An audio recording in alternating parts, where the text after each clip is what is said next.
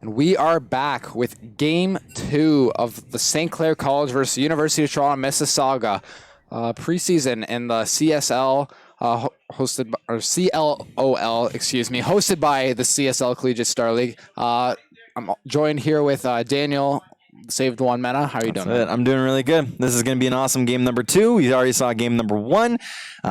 These guys also get to switch sides, so it's a little bit of a different game sometimes when you're playing on blue or red. Sometimes people are like, yeah, what's the difference? Well, we don't really know what the difference is. Sometimes when you're playing in the bot lane, the top-down view can kind of get a little bit annoying when you're on locked screen, so that's definitely a huge factor. As well, when you're on red side, when you're on team number 2, you have an open dragon, right? You can walk right into dragon right from your base, but with Baron, there's a wall in between you and the Baron pit itself. So sometimes you're on the responsive game when you're playing on red side. So that's a little bit of a fun fact for you guys for listening at home, if you guys ever knew what the difference was. But yeah, we were seeing a lot of champions in game number 1 that were really cool to watch. So we'll see if anything changes going into this game 2. Yep. It seemed like we had a lot of standard meta picks there. We didn't really see any niche picks. You know, we typically see Clair, GP, Syndra, Orianna. Orianna, we've seen a little more recently. That being said, game 1 being an absolute blowout here. What do you think St. Clair needs to do differently this draft in this game in order to come out victorious in game 2? I think that their jungle communication synergy needs to be a little bit better.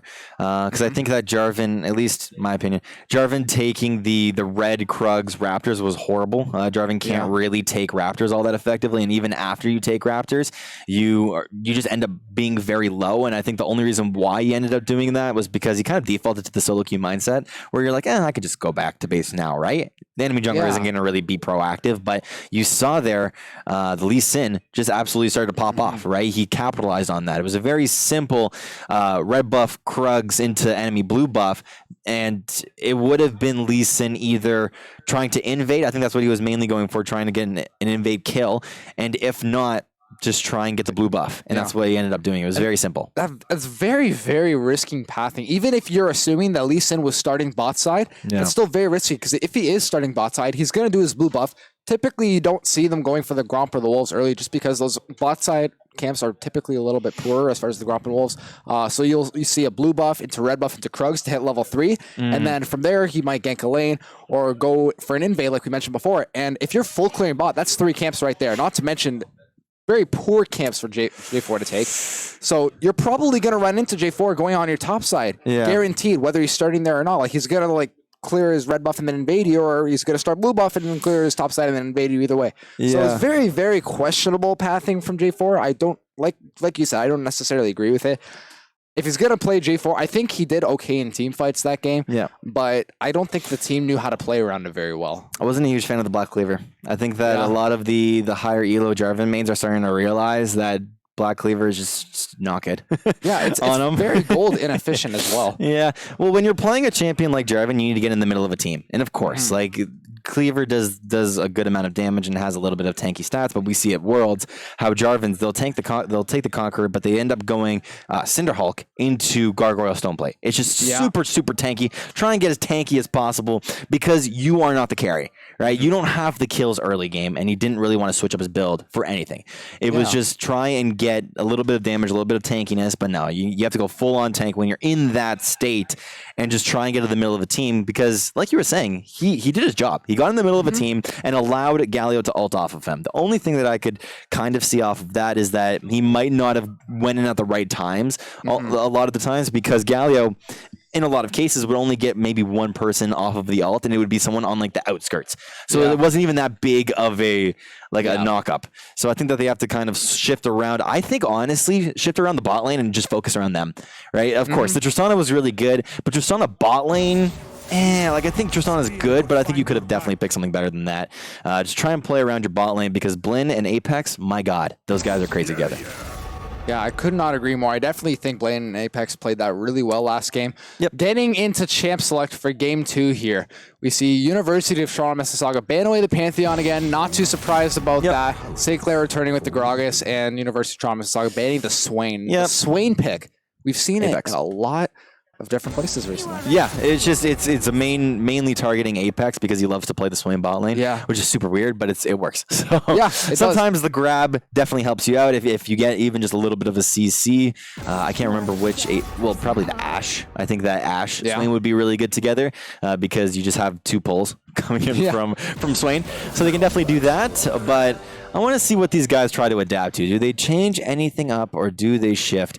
Probably they could pick a jungler, they could pick a bot laner here, they can literally do whatever, maybe a flex coming in from any champion if they really want to do that. There you go. And it doesn't seem like University of Toronto Mississauga here is exactly scared of anything that St. Clair brought to that table last game. We see the ban, the Yuumi, the Swain, the Pantheon. That's no champions that were played in the previous game. They're not afraid. Like, they're basically inviting St. Clair to pick what they picked last game because they know that they can play well into that. And here they are locking in the Kai'Sa again, just like last game. And I love the Kai'Sa pick for University of Toronto because they know how to play this champion. Why fix it if it worked, right? Don't fix it if it ain't broke. That's sick. I love that. The Thresh counter because Apex loves to play that champion, and I think that Thresh is a very niche champion. Yeah. A lot of things need to fall into place in order to pick Thresh, and if you're facing something like a Kai'Sa, sometimes Kai'Sa can be a little bit immobile. But I was talking about last champion select how Kai'Sa Nautilus is just so good together, and this is exactly what they're going to pick with each other. Basically, what this does for them, they had the Rakan last game, and although it did do the job, I just think in my opinion, Nautilus would better. Do what Rakan does better. Rakan is excellent with Xayah, of course, as we've seen previously, but Nautilus is just such a good pick right now, and his entire kit, it almost feels like Kai'Sa was designed to play with these champions. The Camille getting picked for the top lane. We haven't seen Camille in a minute. I saw a little bit in solo queue that some Camille's are going back to jungle, but you can't stun minions anymore, or you can't stun jungle monsters anymore. So it really affects her clear. If she can do it, then that's cool. But I usually we don't see Camille jungle anymore. We'll have to see how it works out. I like the Echo ban towards the jungle. We're going to see a lot of jungle bans actually going back and forth because both of these teams actually haven't picked a jungler. So we're going to see a lot of early game junglers getting banned out. Probably some Lee Sins.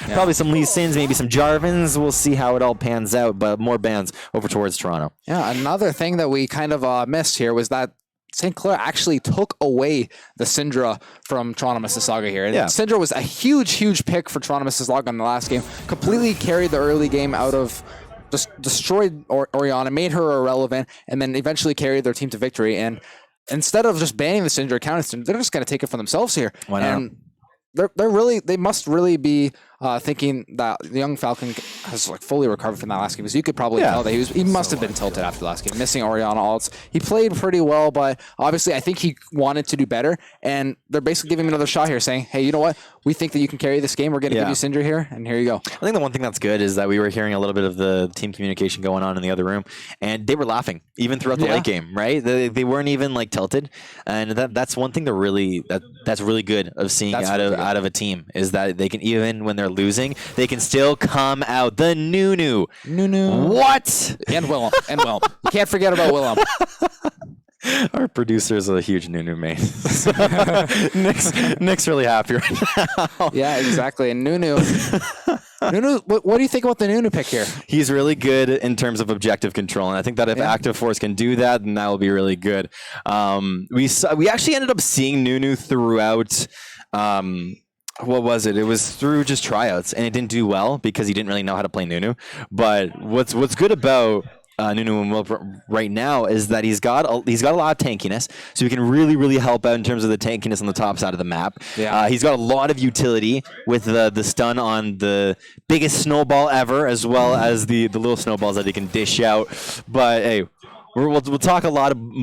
We'll talk a lot more about that as objectives start coming up. Lee Sin and Malphite coming into this match as well. Lee Sin, we saw it last match. It was really good. The Malphite coming out is going to be amazing. Going mid. Malphite going mid. We see the Nautilus. We see Camille. Lee Sin's definitely going in the jungle. We know that. Yeah. We know that for sure. We also know what's going bot lane. No, we don't. Wait a minute. Nautilus top lane. Wait a second. That's Malphite support. Unless they just haven't traded Unless they yet. just want to switch last second. Who knows what's going to be going on? Interesting. What we definitely know is what St. Clair are playing, though.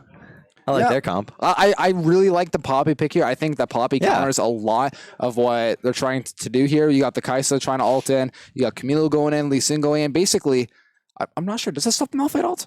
No, it doesn't. Yeah, unstoppable force. That would make sense. It's unstoppable. So it's just an immediate bang right into. Yes. But you can kind of what are these guys doing? These guys are trolling around. Kaisa top confirmed? Question mark. It's either that or we're gonna actually see Malphite, like Ash Ketchum playing Malphite in the top lane with. I don't know. He's running heal. You think that they're just role swapping? Huh? Okay. There we go. Sorry.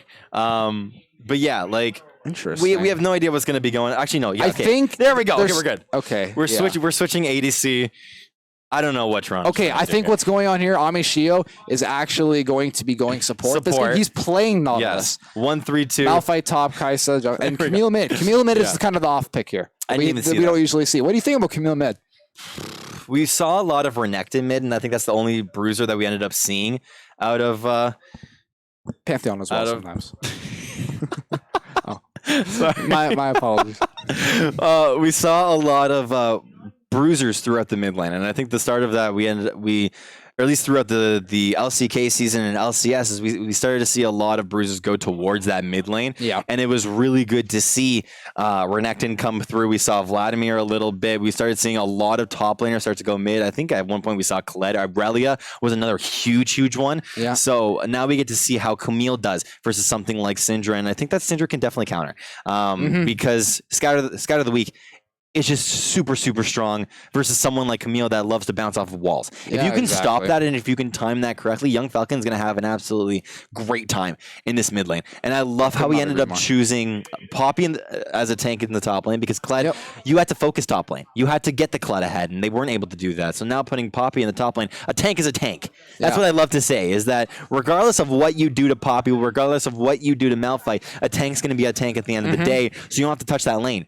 These junglers, though, they're really going to want to focus on the mid lane and the bot lane. It's going to be huge factors in this match. I love Kaisa Nautilus way more than I love Xayah Thresh, but when you're facing someone like Apex, and Apex loves to play these, or at least Thresh, when he's super comfortable on it, he's going to have an absolutely beautiful time in the bot lane. When you pair it up with something like Xayah, he's going to have, these guys are going to not to mention, when Xayah hits 6, that definitely gives Xayah a lot more of a cushion. It's going to be a little bit harder for Lee Sin to gank that lane, although Nautilus does have the ultimate.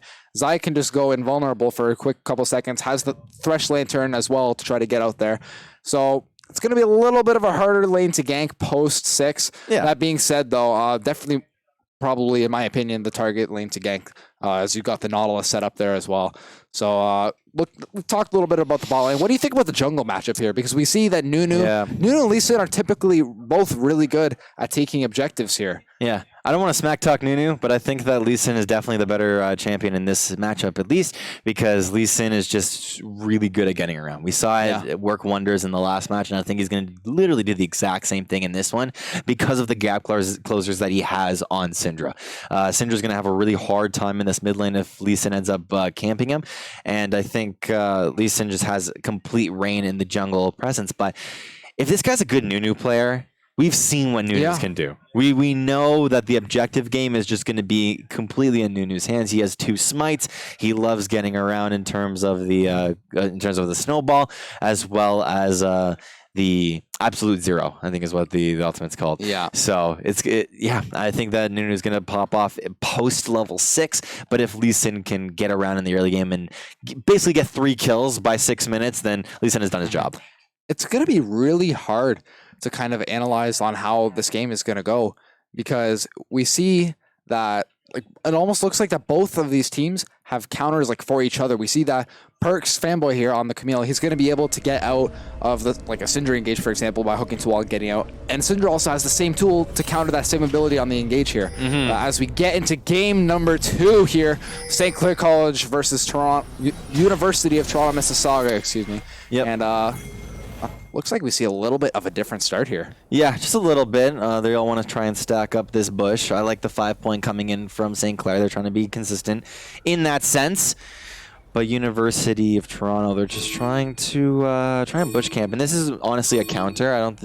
They might actually try and and go for a full on full-on invade with the Thresh, a little bit of look a at this. late. They're rotating up. They might try to start the red buff here. Yeah, it could be a huge Boy, possibility. they're going to do it. Oh, the timing of Blinn walking out. He's not paying attention.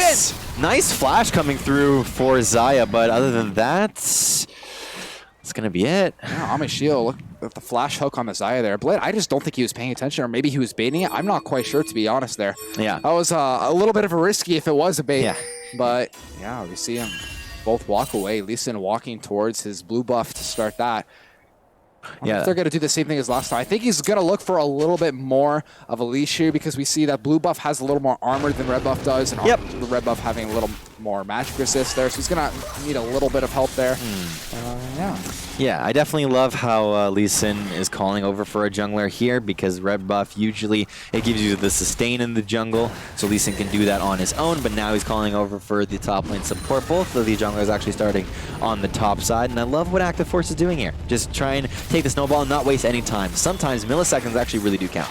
Right? Seconds even count, because if you're not somewhere at the correct second, then you could have lost on a kill. Yeah, we've seen a lot of counter ganks, especially in Worlds recently, where junglers, like, they're responding at the exact same second that they need to be there. And if you're spending like less time, and hold that thought just 1 second, Nuno, just taking the really big snowball into the mid lane here. Lee Sin's gonna come. He might go for a counter. We've talked about counter ganks, how important it is here. Lee Sin gonna land the Q on the minion, not gonna connect on the Nuno.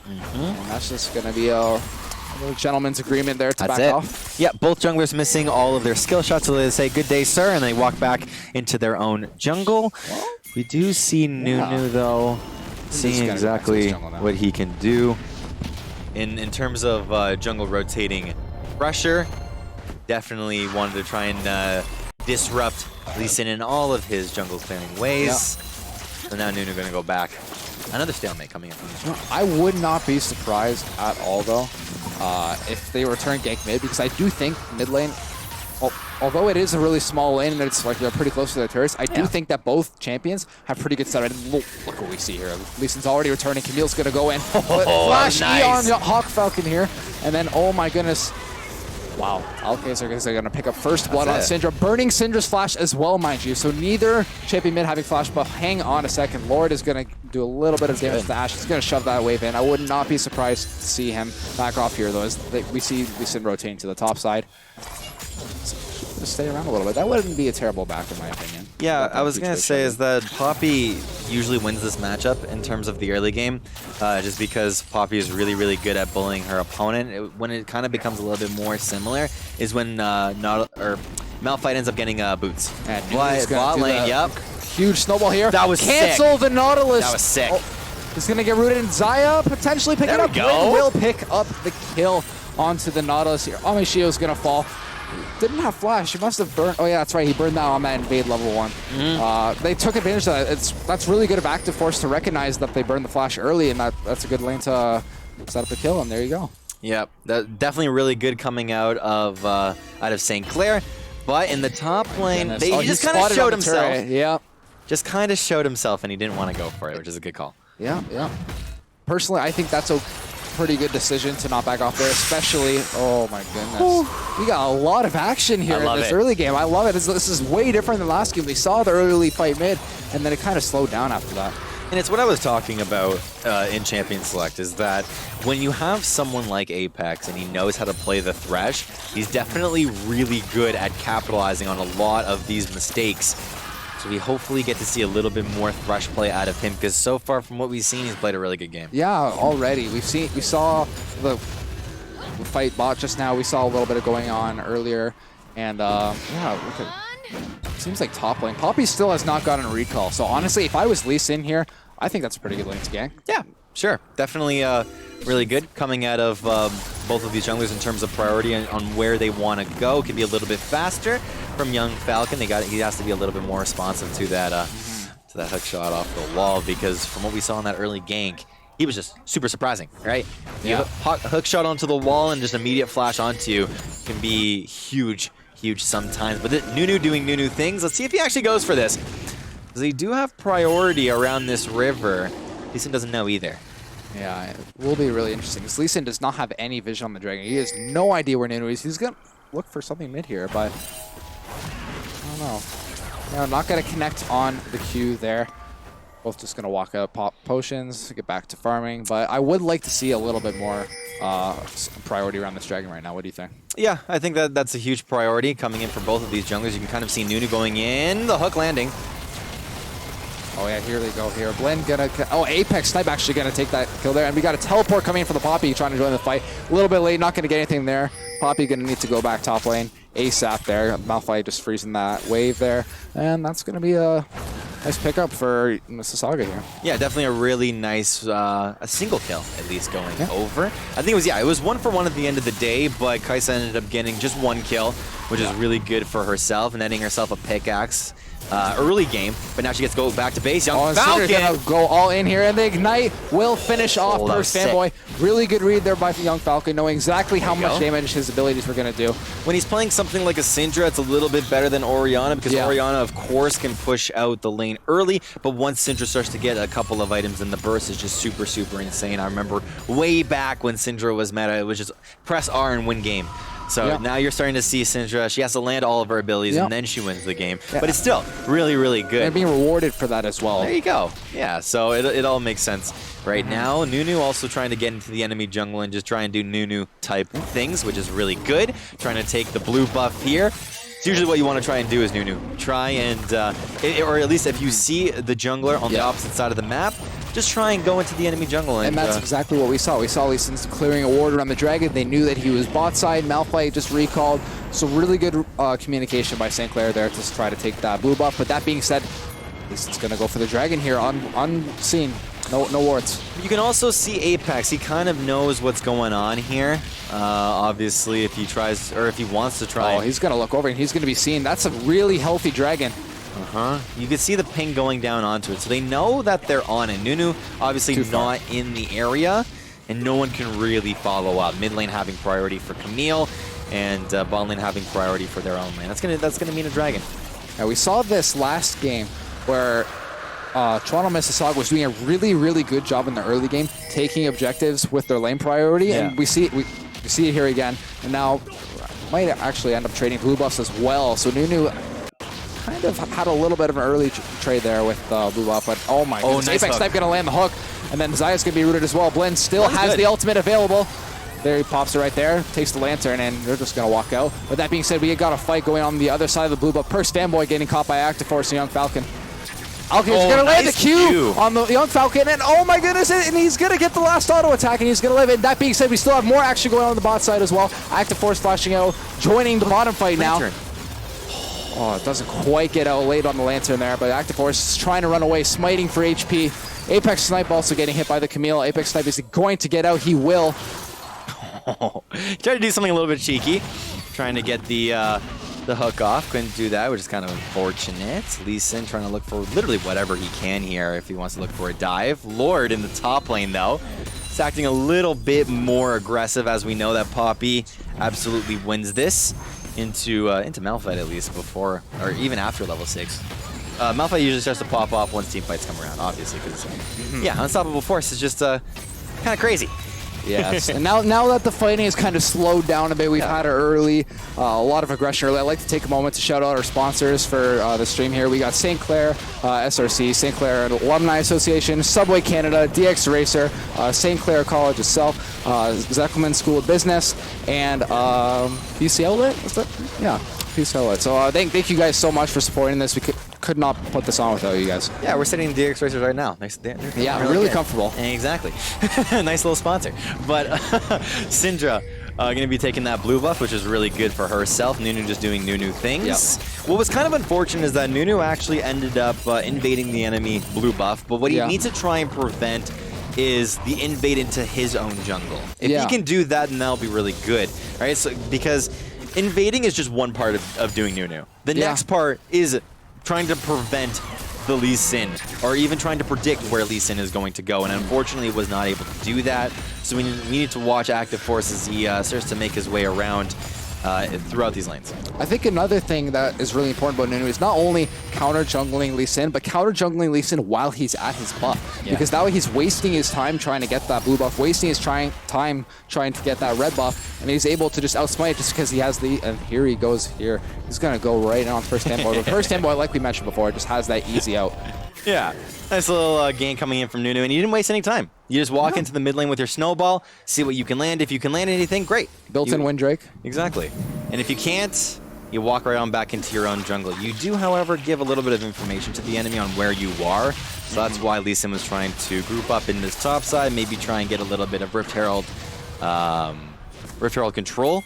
Yes, 11 minutes into the game, Rift Herald being up. There you go. Definitely going to have to be a little bit of a priority. We see a little bit of action for vision control around the bot lane, but I really do think in a matchup like this, where Lee Sin and Nunu are both really good at finishing off that Rift Herald, you probably want to see a little bit more help there because it's going to feel like almost an even competition, and especially on the side of Toronto Mississauga. Would you agree that bot lane has to try to rotate up there? I think that that's definitely a possibility, but so far from what we've seen out of Blinn is that they have complete control over this bot lane. They're really good at synergizing together, and I think that they need to just kind of work on getting Blinn ahead a little bit through CS, because you can't really gank this lane all that well. We've already seen Nunu try and do that, but in the top Lord lane... Touch Me gonna go for all under the tower, pops the ultimate, not quite gonna finish Ash Ketchum.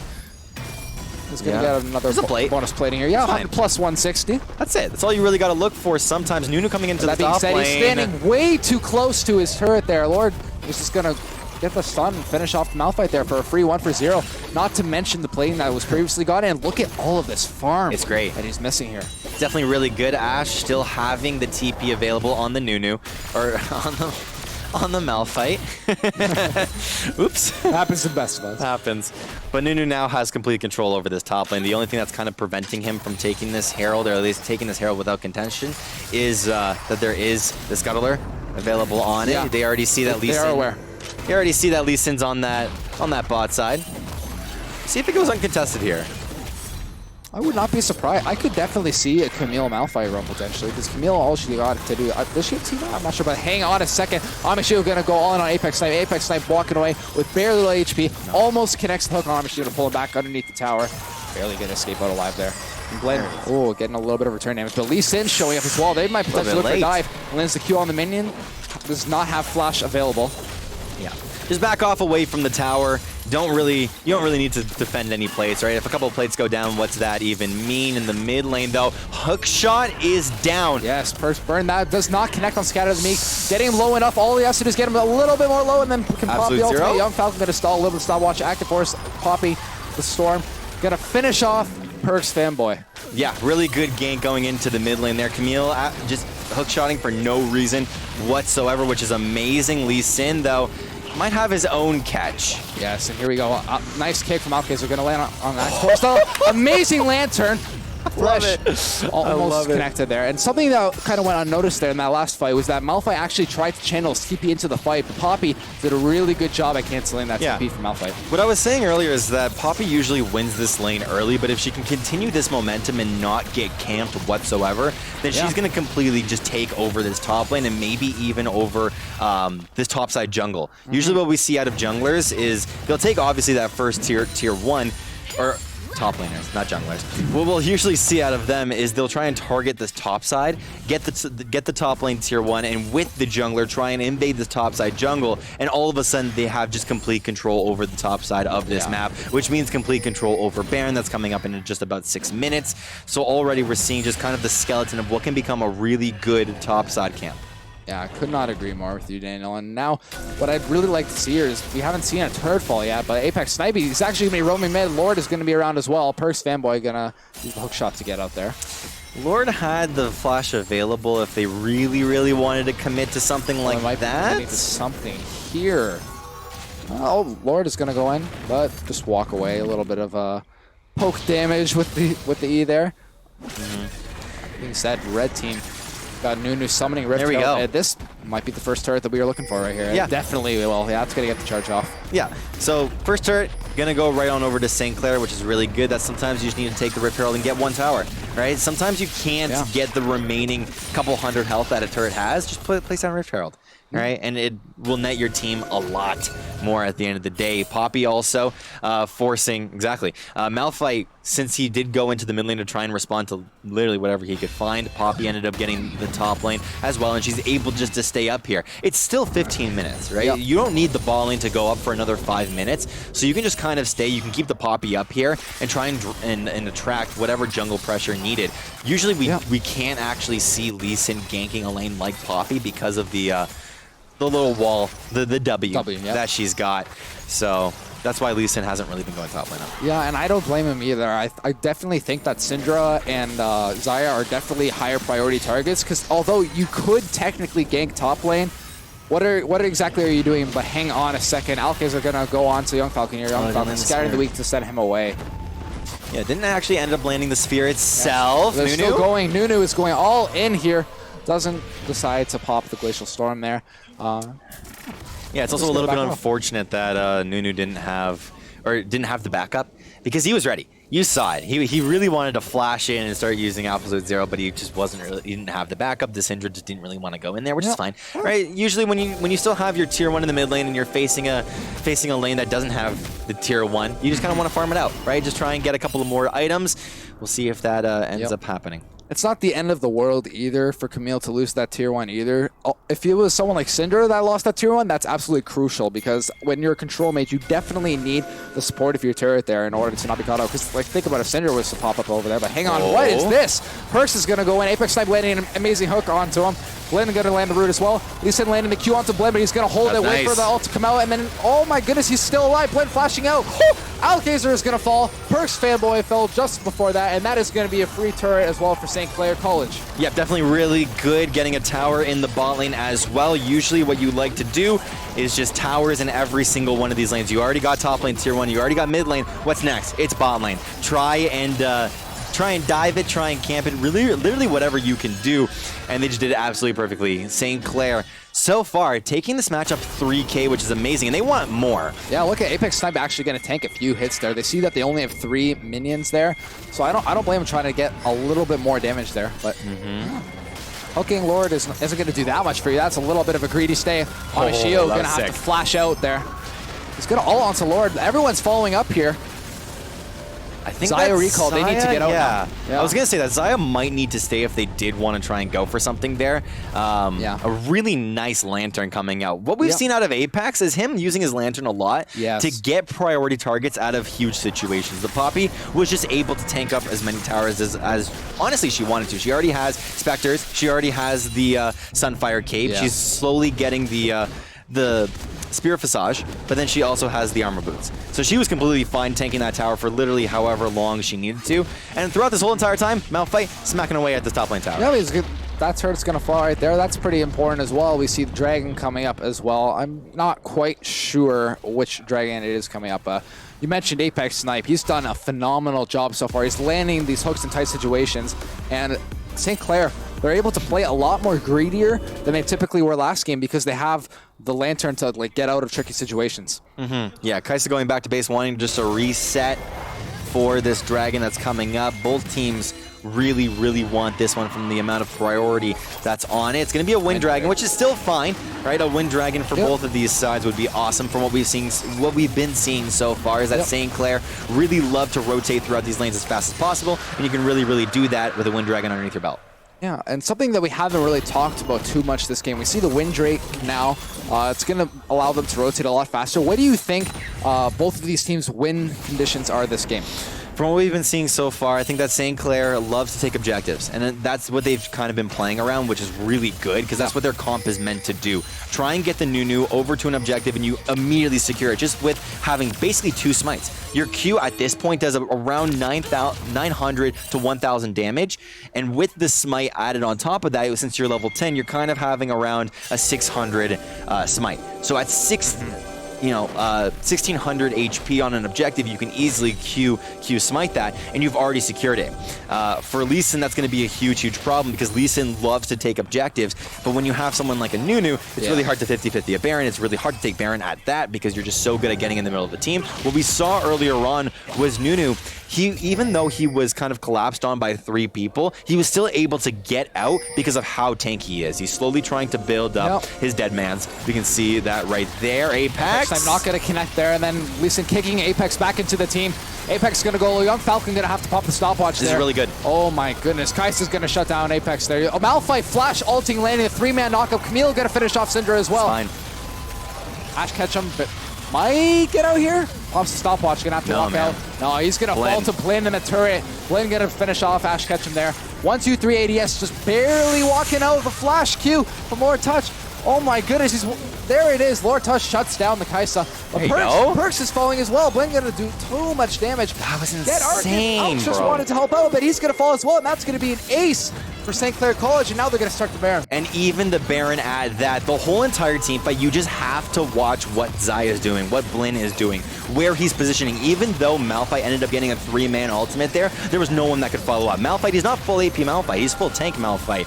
So he doesn't really have any follow-up if he does knock up 3 people. Blinn, just with perfect positioning throughout that whole entire fight. Even though Apex ended up dying, even though Young Falcon ended up dying, it was still fine at the end of the day because Blinn was able to output a lot of damage. The one thing that Xayah is really good at doing is fighting in tight corridors. And if you noticed, that's exactly where she was fighting. And her main focus was literally whoever was in front of her and was able just to get off a recall on a lot of priority targets and was able to position absolutely perfectly. Yeah, I could not agree more. That looked really, really bad for St. Clair at the start. We saw Apex get caught out by the Lee Sin, kicking them back into their team.